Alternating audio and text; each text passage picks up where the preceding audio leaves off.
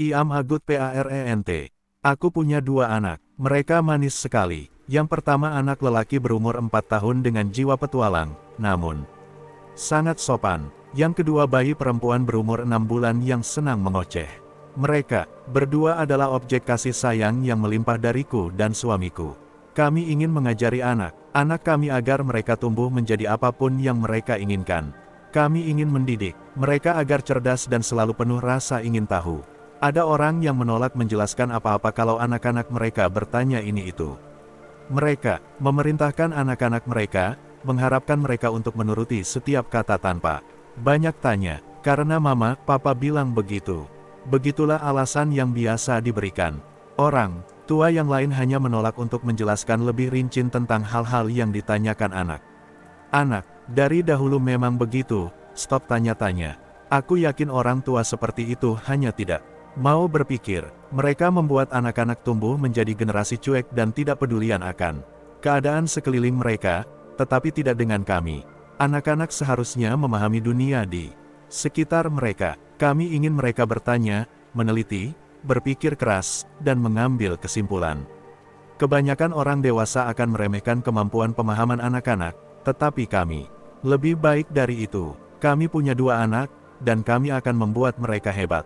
Anak sulung kami mulai rajin bertanya-tanya, misalnya, Papa, Mama, mengapa lasagna buatan Mama dibuang? Kami tidak bilang, karena lasagna-nya sudah basi. Apa yang akan dia pelajari? Kami tahu dia menyayangi dan mempercayai kami dan mungkin akan menerima saja jawaban itu. Tetapi kami tidak ingin dia begitu seumur hidup.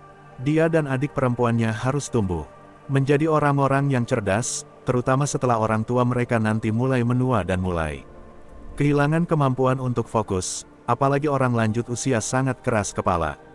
Jadi, kami membuat kotak observasi, kami taruh sepotong lasagna di dalam kotak Tupperware tembus pandang, dan tidak kami taruh di kulkas. Setelah beberapa hari, lasagnanya basi, dan kami membiarkannya melihatnya. Idih, lasagnanya basi, jadi itu sebabnya dibuang. Tepat sekali, dia benar-benar pintar. Kami sukses sebagai orang tua. Kami punya dua anak, dan mereka akan tumbuh menjadi anak-anak yang sempurna. Para orang tua pasti tahu kalau anak-anak selalu penuh rasa penasaran, 24 jam seolah tidak cukup untuk membuat eksperimen kecil-kecilan atau menjawab semua pertanyaan anak laki-laki kami. Kami mengajarinya cara berpikir kritis. Kalau dia bertanya, mengapa, kami akan tanya balik padanya, menurutmu mengapa bisa begitu? Dia akan berpikir keras untuk menemukan beberapa kesimpulan, walaupun biasanya dia memang tetap harus dibimbing. Pada suatu malam, saat kami hendak menidurkan bayi perempuan kami, dia memanggil kami dari tempat tidurnya. Papa, Mama, ada suara di lemariku. Apa itu? Suamiku terkekeh saat kami mendatangi kamarnya. Nah, nak, menurutmu itu apa? Itu monster, atau hantu. Dia mau membawaku. Di mana kau pernah melihat mereka, nak? Apakah kau menonton mereka di berita TV? Yah, tidak. Anak-anak lain yang cerita, tetapi aku tak pernah lihat. Dia mulai berpikir. Mungkin, itu binatang. Itu memang lebih memungkinkan daripada hantu, jadi cara berpikirnya sudah benar. Aku menyeletuk, sayang, kita ada di tempat yang aman sekarang, kan? Detektif kecilku mengangguk. Jadi ayo kita lihat ada apa di lemarimu. Dia turun dari tempat tidur dengan gugup dan berjingkat-jingkat menuju lemarinya. Lemari itu pintunya berupa pintu geser, dan di dalamnya, kami menyimpan pakaiannya serta sebuah meja kecil dengan peralatan prakarya di atasnya. Ketika dibuka, kami melihat cangkir plastik berisi krayon yang rupanya ditaruh terlalu pinggir, lalu terjatuh. Batang-batang krayon warna-warni berhamburan di dasar lemari. Kami bangga, anak lelaki kami mengambil kesimpulan sendiri. Dengan berani, dia akan menjadi contoh yang baik untuk adiknya. Kami punya dia anak, dan mereka brilian. Pada kesempatan lain, anak kami bertanya, mengapa kadang-kadang ada bintil-bintil kecil di lenganku. Kami membiarkannya membuat deduksi berdasarkan situasinya. Aku biasanya sih, cuma duduk saja, tetapi aku kedinginan, mengapa bintil-bintil muncul. Kami lalu mengajaknya meneliti hal itu. Dia belum bisa melakukan pencarian rumit di Google, jadi kami membantunya mengetikkan pertanyaannya. Kami lalu menemukan bahwa ketika temperatur menurun, tubuh merinding untuk menciptakan insulasi yang membuat kita merasa hangat. Setelah mendapat jawabannya, dia tidur dengan senang. Sungguh anak pintar. Kami punya 2 anak, dan mereka sedang dalam proses menjadi orang-orang hebat. Kali lain, kadang-kadang bertanya saja bukan pilihan terbaik. Pada suatu hari, suamiku dan aku membawa anak-anak kami ke taman. Aku sedang menggendong si bungsu ketika anak lelakiku mendadak berlari menghampiri kami dari tempatnya bermain. Ada seorang wanita memperhatikanku terus, tetapi aku tidak tahu mengapa. Kami memeriksa keadaan taman di sekitar kami, tetapi kami tidak melihat ada wanita yang memperhatikannya. Mungkin itu cuma orang tua lain yang agak cemas ketika anak mereka berada di dekat anak-anak lain, dan itu sebabnya mengapa dia memperhatikan anak kami. Cuacanya cerah, tetapi anak kami jelas-jelas ketakutan. Kami bertanya apakah dia mau menyelidikinya. Tetapi dia tidak mau. Kami dengan bangga memberitahunya bahwa kami senang dia bisa mengenali situasi bahaya dan langsung datang pada kami. Kami lalu meninggalkan taman sambil menjelaskan pandangan bahwa terkadang kita tidak bisa menyelidiki sesuatu secara mendalam ketika situasinya tidak aman. Dia tidak senang dengan jawaban itu, jadi kami memberi nasihat mengenai para ilmuwan. Mereka kadang tak bisa menemukan informasi yang mereka perlukan, sehingga penelitian tidak bisa dilanjutkan. Kadang, kita memang harus rela tidak mendapat jawaban pasti. Yah, kami punya 2 anak, dan mereka akan jadi orang dewasa yang revolusioner. Pada suatu malam, anak perempuan kami terserang demam. Dia berkeringat terus saat aku menggendongnya. Anak lelaki kami bertanya mengapa adiknya tidak enak badan. Aku bilang, padanya kami tidak yakin, tetapi dokter bilang ini akan berlalu. Anak lelaki kami benar-benar sedih. Jadi, aku menaruh anak perempuan kami di ranjang bayinya, dengan kipas angin menyala. Dan aku membiarkan anak lelaki kami duduk di dekatnya sambil mengelus-elus rambutnya. Aku mau tahu mengapa kepalamu sakit, adik kecil, supaya bisa kuobati. Aku mencoba untuk santai dengan menonton TV, sendirian, karena suamiku sedang keluar kota. Aku tertidur. Ketika terbangun, aku langsung ke kamar bayi untuk melihat sedang apa anak lelakiku. Ketika hendak masuk, aku melihat kotak perkakas suamiku terbuka dan isinya berceceram di lantai. Di dalam kamar bayi, anak lelakiku sedang meneliti mengapa adiknya demam dan kepalanya sakit. Dia ada di ranjang bersama adiknya. Dia memegang obeng.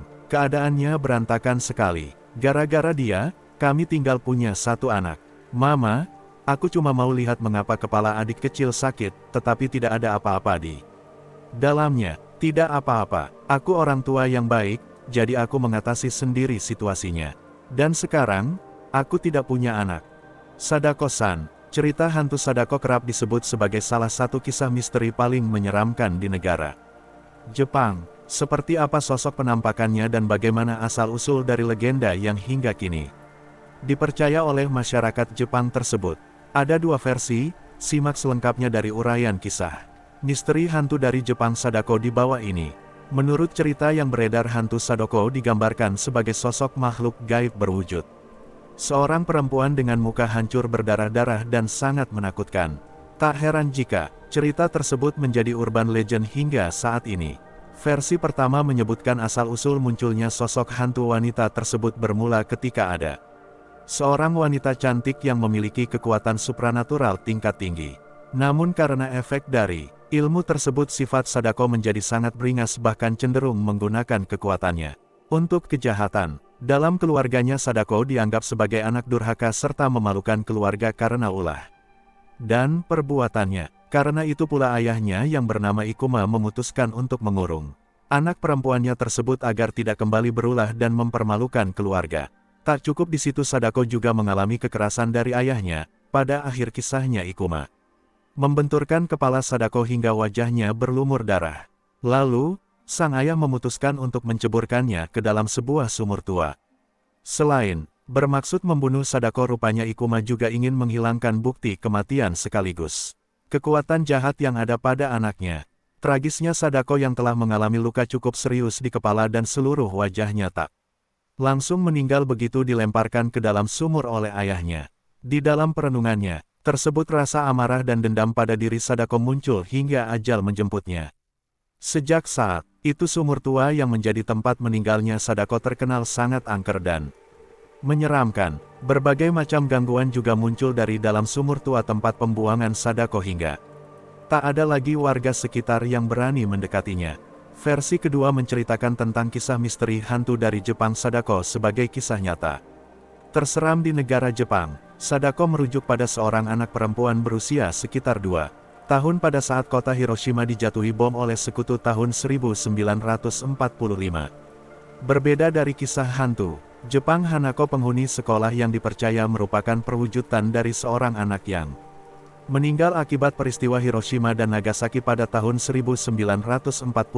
Kisah Sadako tergolong lebih tragis lagi. Pasalnya kematian Sadako pada tahun 1955 diduga kuat akibat terkena efek dari radiasi ledakan bom di Hiroshima sewaktu dia berusia 2 tahun. Penyakit yang diderita Sadako diketahui ketika dia menjadi salah satu atlet estafet di sekolahnya. Pada saat berlatih Sadako mengeluh pusing dan kemudian pingsan di hadapan teman-teman serta gurunya. Sejak saat itu Sadako mendapatkan perawatan intensif di sebuah rumah sakit. Namun, karena efek dari radiasi bom tersebut mulai bereaksi menjalar ke seluruh tubuh Sadako, akhirnya dia tewas mengenaskan dengan seluruh tubuh mengalami melepuh layaknya penyakit cacar di usianya yang baru menginjak 12 tahun. Di lain sisi masyarakat Jepang yang juga sering diganggu oleh sosok penampakan hantu wanita dengan berpakaian putih serta wajah penuh luka dan sangat menyeramkan secara perlahan, menganggap bahwa penampakan tersebut merupakan perwujudan dari Sadako yang meninggal akibat radiasi bom nuklir di Hiroshima.